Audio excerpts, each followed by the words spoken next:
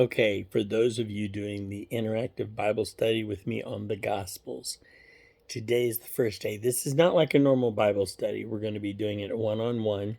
There will be a group text if you want into it that will only be for postings about what you found, nothing else, or you'll be probably kicked out because a lot of people don't like the interaction with all the dings and notifications. So today and tomorrow, here's what you've got to do. Don't use Google. Use either Bing or there's one, I guess, called DuckDuck or something. But or if you have Bible commentaries yourself, we want everything about the person of Matthew. Now, if you haven't watched The Chosen, I would suggest you read or watch The Chosen. It's a free app you can get on your Google Play Store to watch seasons 1, 2. Now there's 3, maybe even more. I got to catch up on it.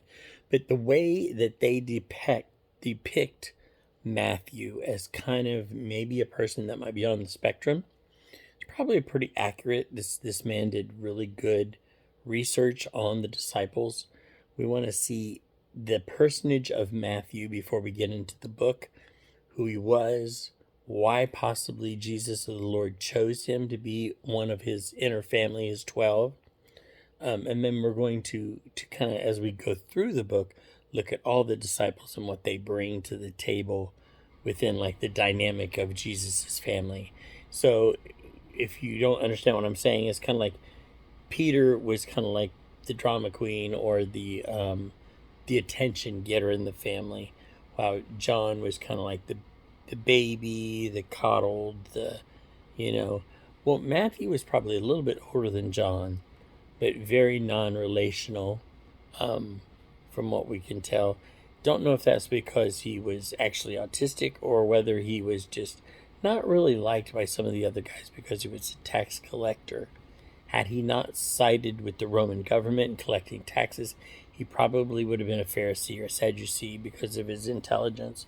So that's the kind of stuff we're looking at before we dive into the book of Matthew and that he wrote. Now, I have my own opinion of the reason that Jesus chose Matthew is because Matthew was very extremely detail-oriented, probably because of his condition and his, wanting everything right, being a little anal about it.